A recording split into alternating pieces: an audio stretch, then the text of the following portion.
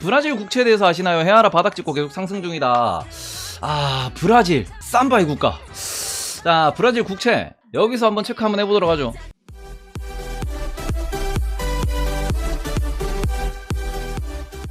채권, 정부 채권.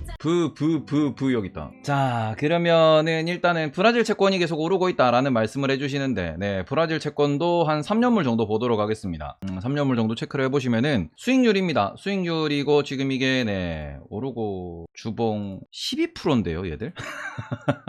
수익률이 10%가 넘어가네, 얘들. 예, 그죠? 1년짜리 채권을 보시더라도 단기채 기준으로 올라가냐 내려가냐가 중요한데 월봉 나락인데요. 예.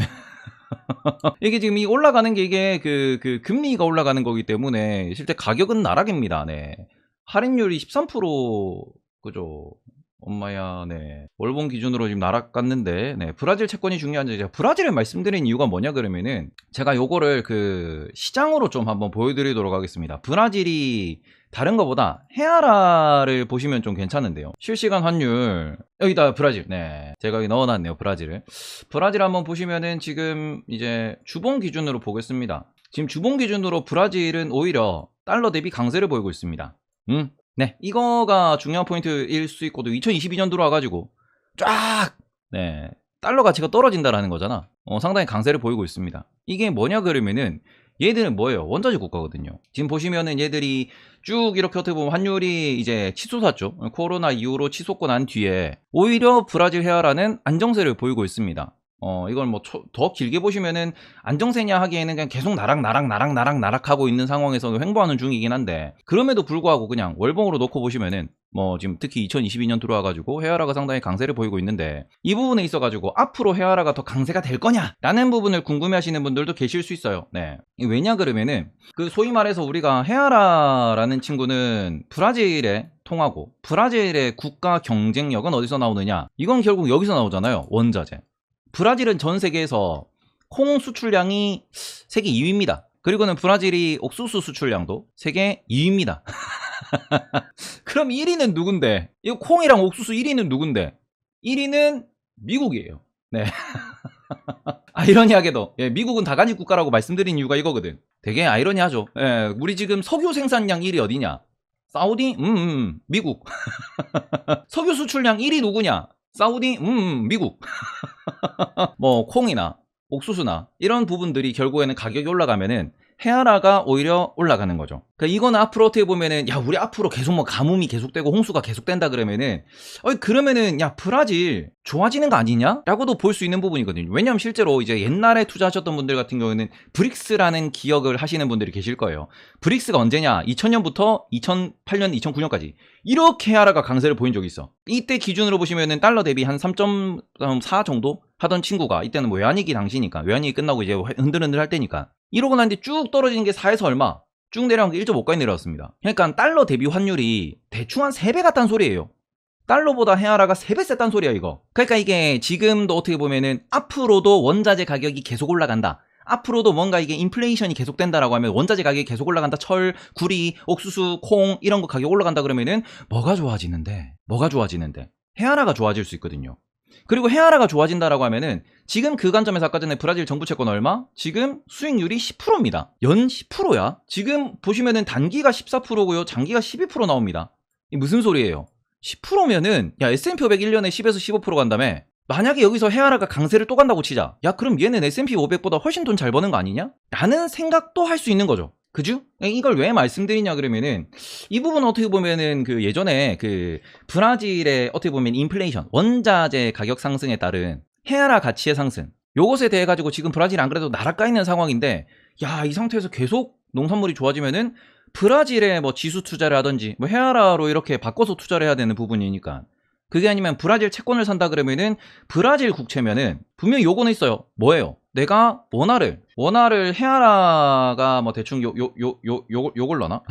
아 몰라. 그 헤아라로 바꿔. 그리고 내가 국채 투자를 하면은 뭘로 나옵니까? 헤아라 이자가 나오는 거예요. 얼마? 연 10%. 이게 다시 원화로 돌아왔을 때, 원화 헤아라가 강세를 보인다 그러면은 오히려 원화 투자 입장에서는 훨씬 더 좋아 보일 수 있죠. 지금 달러가 강세니까 달러 들고 있는 사람들은 호호하하 하는 거고, 달러가 지금 달러를 지금 살라 그러면 달러 비싸요 이러고 있는 거잖아요. 그래서 이런 관점에서 보시면은 이제 브라질 국채에 대해 가지고 뭐 예전에도 투자하셨던 분들, 물려있던 분들 많이 계시는 상황이기도 하고, 그러면서 이제 브라질 장기채가 10%의 연율을 보여주고 있는데, 만약에 앞으로 브라질 헤아라가 이렇게 갈 거다라고 예상을 하시는 분들은 헤아라 강세에 연 10%니까 이거 투자 상품으로 들어갈 만하지 않냐 라는 고민도 할 수 있는 거죠.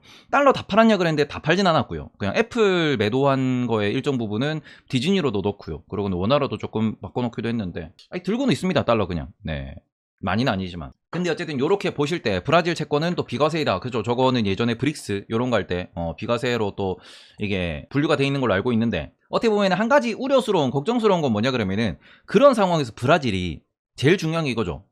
안정적인 국가냐, 그리고 이거예요. 정치적으로 이게 괜찮은 국가냐. 보르소나우라고 아실 겁니다. 브라질 대통령인데, 그분이 코로나 때 했던 발언을 보시고, 그리고는 브라질의 어떻게 보면 살인율 이런 거 브라질의 치안 상태 이런 거, 그런 거를 보시면은 브라질이 요건 좀, 네, 요거 좀 물음표죠. 남미가 어떻게 보면은 그 여행하기 가장 위험한 국가 중에 하나다라고 이야기하는 이유가 여기 있는 거잖아. 그래서 이 부분 우리가 고민을 좀 많이 해보셨으면 좋겠는 게 뭐냐 그러면은, 나쁜 아이디어라고는 생각 안 해요. 왜? 원자재가 계속 강세로 갈 거다라고 하면은, 지금 여기 어떻게 보면은 거의 5.7 정도 되겠죠. 여기서 어디로 갔어요? 쭉 떨어져가지고 한 4.7까지 떨어졌습니다. 이거 얼마? 20% 강세 보인 거예요. 지금 우리가 1월부터 6월까지 전 세계 지수가 나락을 가는 동안, 원자재가 인플레이션을 보이고 막 밀 가격 올라가고 어떻게 보면은 막 구리 가격 이런 것들 계속 이렇게 고공행진하고 있는 그런 동안, 실제로 헤아라는 방어에 성공을 했고요. 그리고 앞으로도 계속 원자재가 강할 거다라고 생각을 한다 그러면은, 얘들은 제조업이 있는 게 아닙니다. 얘들은 반도체를 만드는 게 아니에요. 얘들은 원자재를 판매하는 국가입니다. 그러면은 지금 관점에서, 안 그래도 지금 브라질 국채 또 이 정도면 나락가 있다고 볼 수 있지. 아까 뭐 보여드린 이 금리 나락가 있다고 볼 수 있죠. 물론 이거는 기준금리에 따라 영향을 받게 되는 거고, 얘들이 지금 기준금리가 10% 정도 된다라는 소리니까, 그런 걸 놓고 볼 때는 기준금리 인하할 때 버텨야 되긴 하겠지만, 그거를 나는 좀 브라질 헤아라 강세라고 생각한다라고 하면은 투자를 한번 해볼 수 있지 않을까라는 생각은 합니다. 그리고 긴팔이라고 하는데 긴팔 아니에요. 네.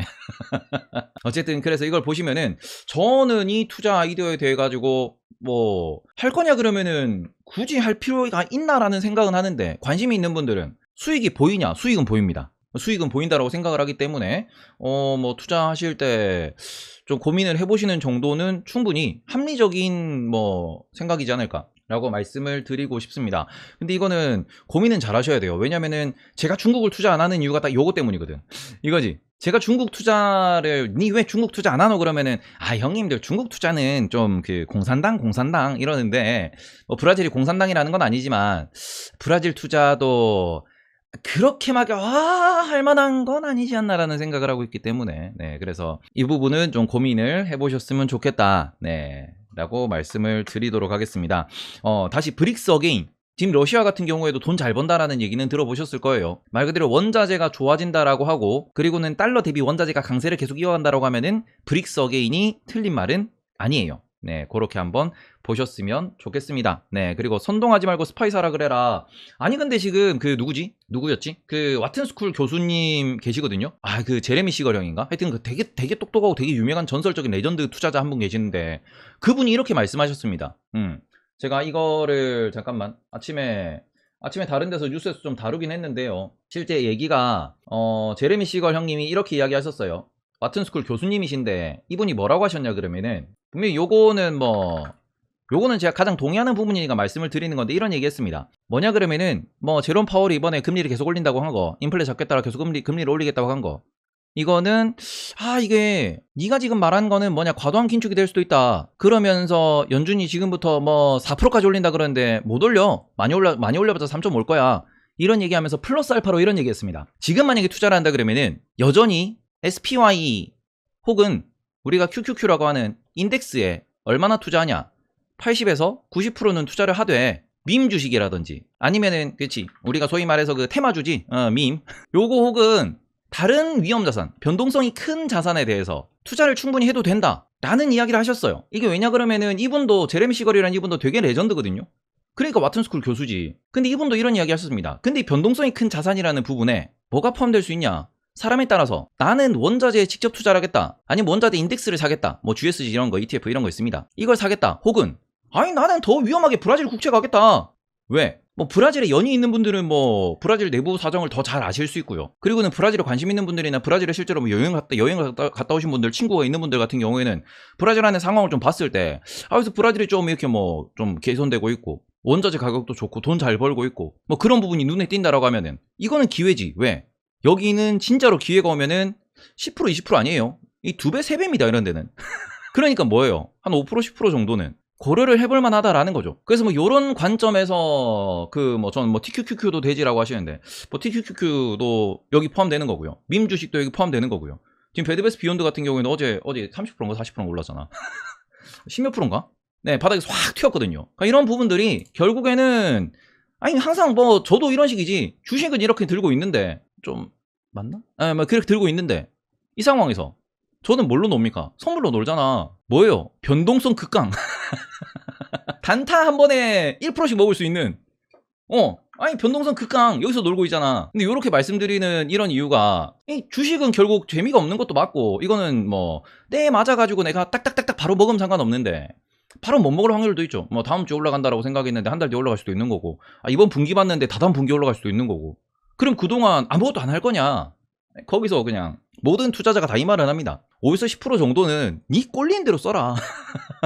5에서 10% 정도는 네 하고 싶은 대로 하세요. 라는 게 여기 있는 거고, 거기에 포함될 수 있는 게 브라질 채권도 불가능하지 않다고 생각은 합니다. 왜냐면은 금리를 무제한 영원히 끝까지 올릴 수 있는 건 아니거든요. 지금 제레미 시걸 교수가 이야기한 부분도 이거죠. 결국에는 올해 맥산 3.5%까지 올리고 난 뒤에 경기 박살 안 난다 싶으면은 뭐 좀 끌고 가다가 박살 날 것 같으면은 나 주겠지. 이 부분에 대해서 이렇게 어떻게 보면 주식시장이 최근에 2달 동안 반등한 이유가 여기 있는 거니까, 근거가 여기 있는 거니까, 인플레는 곧 잡힐 거다라고 이야기를 하는 거니까.